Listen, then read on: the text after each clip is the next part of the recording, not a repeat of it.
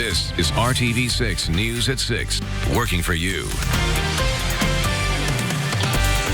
A second person in Indiana has tested positive for coronavirus. Thanks for joining us here at 6 o'clock. I'm Nicole Griffin. The patient who lives in Hendricks County is in isolation tonight with mild symptoms. The Indiana State Department of Health says the patient traveled to Boston in late February to attend a Biogen conference and developed mild flu-like symptoms on March 2nd.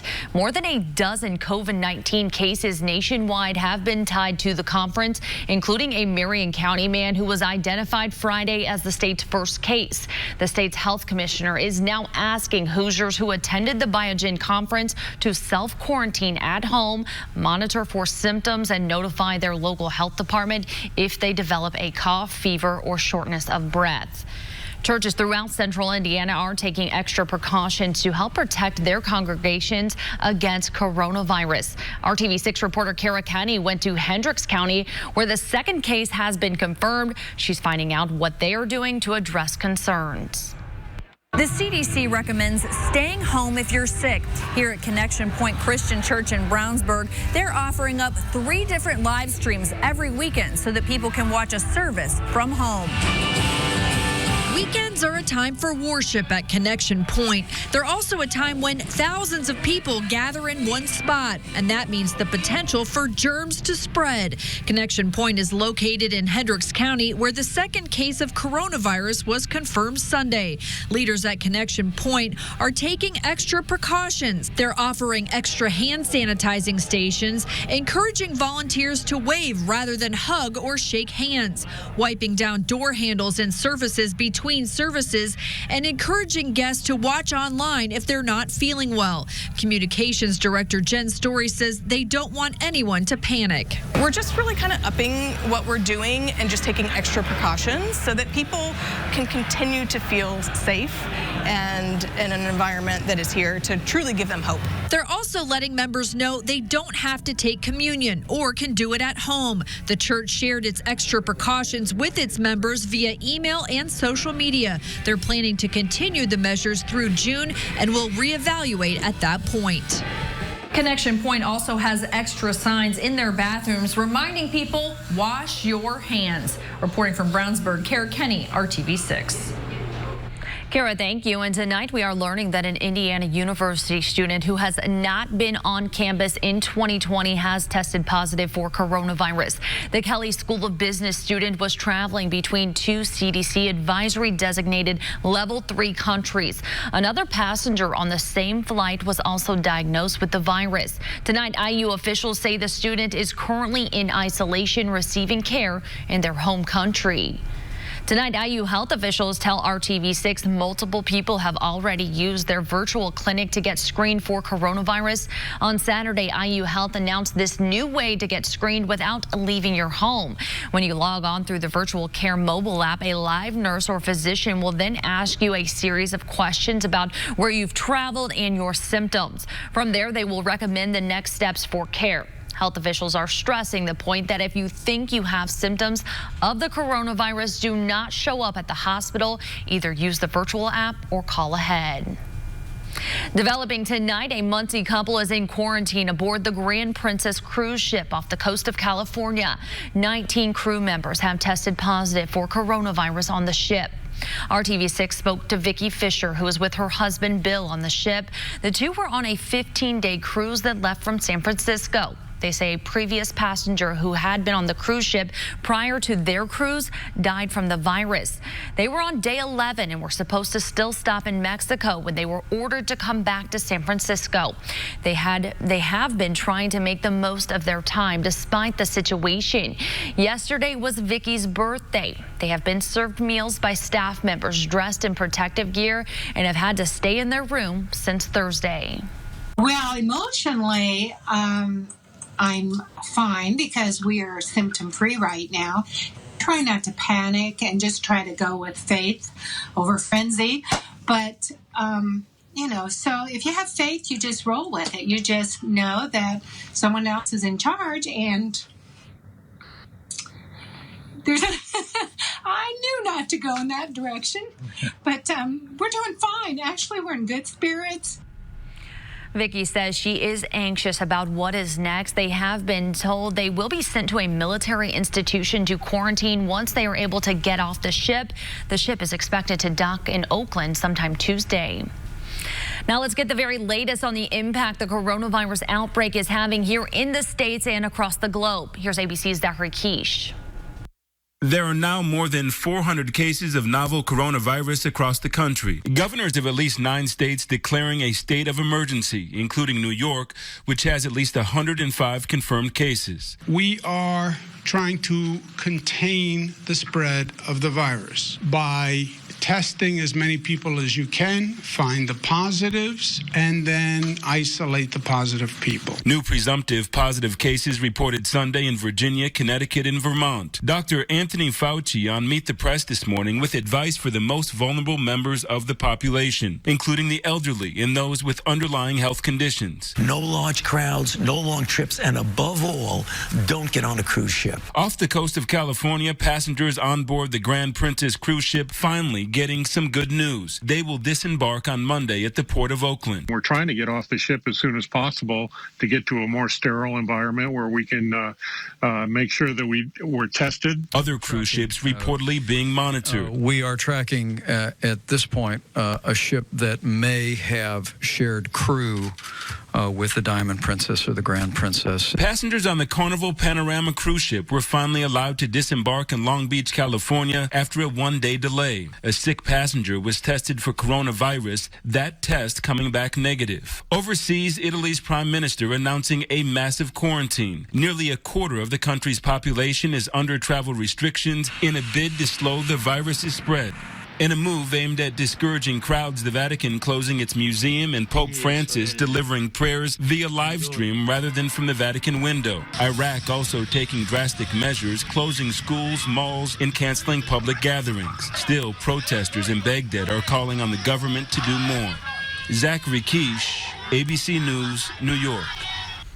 Hopefully you got outside to enjoy some of the great weather here across central Indiana on this Sunday. Temperatures that made their way into the middle 60s, about 20 degrees above average for this time of year. The sun's still shining bright out there as we've got temperatures not too far from the highs. We're at 64 right now in Bloomington and Muncie and Kokomo at 63 degrees. It's been a little breezy. That's not going to change. That south wind around 15 to 20 miles per hour for us. So if you are heading out this evening, the temperatures stay mild and we'll keep that wind going. Numbers will be in the middle 50s at 9 o'clock, still the lower 50s by 10 o'clock this evening. And there's that new sunset time with the time change at 7:45. We'll talk about some rain chances in your Monday forecast in just a few minutes. Kyle, thank you. Developing right now, an investigation is underway after a body was recovered from the White River just west of downtown. First responders were called to the trail behind the Indianapolis Zoo just after 3:30 this afternoon. Right now, IMPD says what led up to the person's death is being investigated and their name has not yet been released. As soon as we learn more information, this story will be updated on the RTV6 News app. 3 people, including a young child, are dead after a wrong-way crash involving a suspected drunk driver in southern Indiana. Indiana State Police said they received numerous calls about a white Kia Sportage traveling the wrong way on I-65 just after 9 o'clock last night in Floyd County. That's near New Albany. Before officers could locate the vehicle, the driver turned west onto I-265 and continued in the wrong direction. Minutes later, he collided with another vehicle, killing the 21-year-old driver. Her young son died at the hospital. A front seat passenger also died at the hospital.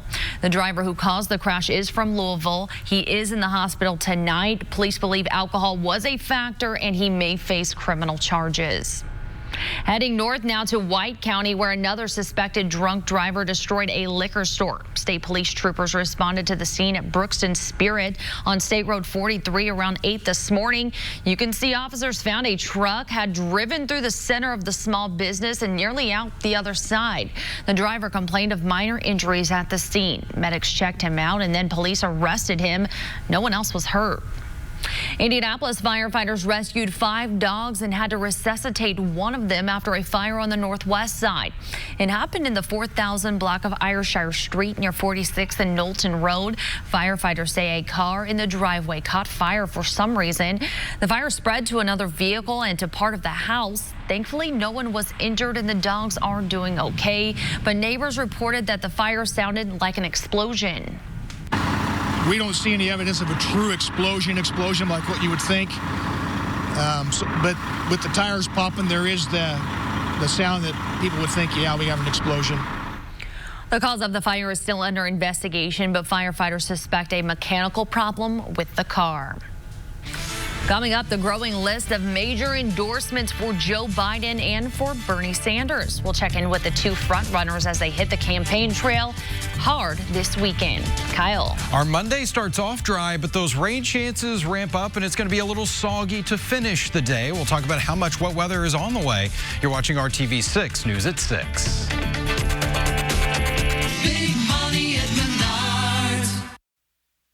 This is RTV6 News at 6, working for you. Civil rights icon Representative John Lewis led other lawmakers and civil rights activists across the Edmund Pettus Bridge today. The bridge in Selma, Alabama is where Lewis was attacked with tear gas and billy clubs 55 years ago on what's known as Bloody Sunday. 17 people were hospitalized that day and dozens hurt when police tried to stop a march demanding the right to vote for African Americans. Today, Lewis locked arms with Speaker Nancy Pelosi, Senator Kamala Harris, and other civil rights activists and members of Congress. Lewis pleaded with people to, quote, vote like you've never voted before. Lewis was diagnosed with stage 4 pancreatic cancer in December. He was not expected to attend today's event. Now to the race for president with another round of key voting ahead on Tuesday. The campaign is now a clear contest between Joe Biden and Bernie Sanders. They're campaigning hard today, and it's also becoming a battle of the endorsements as more are showing their support. Rachel Scott has the latest. President Joe Biden. Joe Biden continues to ride the momentum from Super Tuesday on the campaign trail in Mississippi today. If I'm a comeback kid, there's only one reason I'll come back. The African American community all around the country. Talking with voters and posing for photos during a lunch stop in Jackson. Biden launching a $12 million ad buy in 6 states that will be voting this month. PolitiFact has called the Sanders campaign's attacks false. Michigan has the most delegates up for grabs. The state's governor endorsing the former vice president. It's really important that people are focusing on Michigan and that we are showing that we are engaged and that we are enthusiastic about Joe Biden. Biden picking up yet another endorsement this weekend from a former rival. Now, I have decided that I am, with great enthusiasm, going to endorse Joe Biden for President of the United States. Senator Bernie Sanders skipping a planned stop in Mississippi, focusing instead on Michigan. Appearing with civil rights leader Reverend Jesse Jackson in Grand Rapids, who was once a candidate for president himself. I stand with Bernie Sanders today because he stood with me. I stand with him because he stands with you. The Vermont senator fighting to take back the race. Together we can, we must, and we will defeat the most dangerous president in the history of this country. The 2 candidates locked in a tight race for the Democratic nomination. In all, 365 delegates are up for grabs this coming Tuesday. Rachel Scott, ABC News, Detroit. Rachel, thank you. Now to your Storm Team 6 forecast as we are enjoying just a beautiful Sunday outside, Kyle. Yeah, fantastic. Temperatures making their way into the middle 60s this afternoon. Felt really nice out there. Once again, we get some great weather in time for the weekend. Heading back to work tomorrow. Well, we got some rain chances, but they're going to hold off most of the day. We'll take you through that timeline here in a second. Right now, enjoying that sunshine. And yeah, you might have lost that hour of sleep last night, but this is the trade-off. There's that sunset now. It's going to be 7:45, so about another hour and 10 minutes of sunshine out there, and we got quite a bit of it with that south breeze close to 20 miles per hour. Our temperature 65 downtown, 62 in Greencastle, and 64 in Muncie. So everywhere you look, we are sitting in the 60s, well above average. Checking out satellite and radar, just a couple of passing clouds here across northern portions of Indiana. No precipitation with those. We look back to the southwest, and that's where our next weather system is going to come from. You can already see see some rain into portions of Oklahoma, also into Texas. That will slide our way. Not tonight, though. We're going to keep mostly clear skies and temperatures really pretty comfortable. 45 degrees. That's a lot closer to our average high for this time of year. And we'll keep that south breeze at 10 to 15 miles per hour. So numbers that start off in the mid to upper 40s tomorrow morning will once again climb through the 50s. I don't think we're going to see as much sunshine tomorrow. More clouds will be taking over ahead of that next weather system, and it's going to stay breezy. Those steady winds out of the south close to 20 miles per hour. And I do think we'll have some gusts tomorrow that are a little closer to 30 miles per hour. But you notice it's not until we get into the evening that I think we're going to start to see those rain chances ramping up a little bit. Afternoon highs, 62 for you in Columbus, 59 in Lafayette. So if you don't make it into the 60s, it's going to feel pretty nice out there. 61 in Richmond and Muncie. So let's get into that timeline for the rainfall here and when you're going to need that umbrella. We pick up TrueCast 5:30 tomorrow evening. We've got the clouds in place. Here come those rain showers over the western portion of the state. Most likely between about 6 and 8 o'clock tomorrow evening, and it will continue through much of the overnight here, lasting into Tuesday morning. This is 5 a.m. So the morning rush hour, still think we'll have some scattered showers around the area. Shouldn't be anything terribly heavy that's really going to slow you down. And even as we get toward middle of the day, things are drying out there on Tuesday. We'll pick up around a half-inch of rainfall. Fortunately, the ground has had a chance last several days to kind of dry things out. 7-day planning forecast. Temperatures are going to stay mild all week long with those highs in the 50s and 60s. We've got another small chance for some rain showers on Wednesday. Looks like it should be fairly dry here as we go through the end of the week, and then a little cooler but still seasonable as we get into next weekend. Getting closer and closer to spring. When does it officially start? Around the 19th. Okay. I think it's late in the day on the 19th. Gotcha. Yep. Put you on the spot there. I got it. All right. Well, thank you, Kyle. Fed up female customers are telling their barbers and stylists to cut it out. They're tired of paying more for haircuts than men. Coming up, a new trend that aims to address the price differences.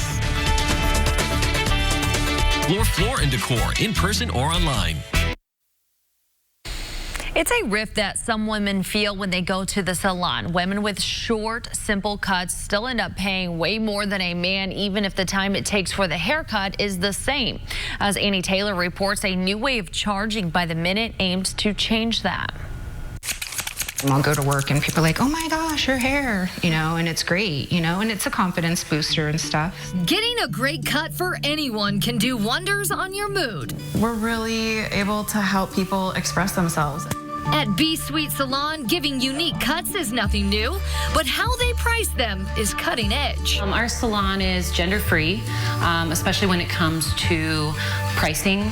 Owner Danny B says clients pay by the time spent in the chair, not by their gender. It's an arbitrary way to price a haircut. It's sexism in a place like where it doesn't need to exist. On average, women pay about $43 for a cut, while a man pays $28 on average, according to the Beauty Association. I've been liking the length, so we're not going to cut too much off. Before coming to Danny, Emily was tired of paying more for her haircuts than her husband was paying for his, even though she says their time in the chair was the same. Like the price would often go up every year, and it definitely came to a point where I was like, well, I guess I shouldn't be getting my haircut as much because I can't really afford this anymore. It's not just haircuts that are priced by gender. The pink tax has brought to light the extra money women pay for products such as razors, shampoo, clothes, dry cleaning, and more. It allows us to see where things are gendered and where they don't need to be. How have you been? Hairstylist Avery and Sophia Marie says it's about making everyone feel included. We have a really unique opportunity to meet people from all walks of life. Besides giving great cuts, both Danny and Abrian believe equality and inclusion is just as important. I just hope more companies and salons keep doing this. It's so important, and yeah, it's 2020. It's about time. I'm Annie Taylor reporting. Yeah, so I really just hope that At AspenDental.com or call today. Remember those plastic green soldiers you might have played with as a child? Well, they were probably all male. A company called BMC Toys will change that this holiday season. The toys will come in 15 poses like bazooka, operator, and captain. BMC is taking orders for them now, and it plans to ship the first set in October. The figures are the results of the Plastic Army Women Project. BMC owner Jeff Immel says a 6-year-old girl named Vivian asked him to, quote, make Army girls that look like women. It melted his heart and other hearts too. A Kickstarter campaign paid for the design work. Now the toys will be ready soon for playtime with kids like Vivian. Very cool idea. I like that a lot. Yeah, I think they will sell well. All right, checking out the 7-day forecast as we go through tomorrow. Lots of dry time. It's not until the evening that we'll see those showers, so mild temperatures in the 60s. We've got those highs 50s and 60s for the week ahead. Occasional shower chances, but a lot of dry time too. All right, Kyle, thank you. And thank you so much for joining us. See you tonight at 11.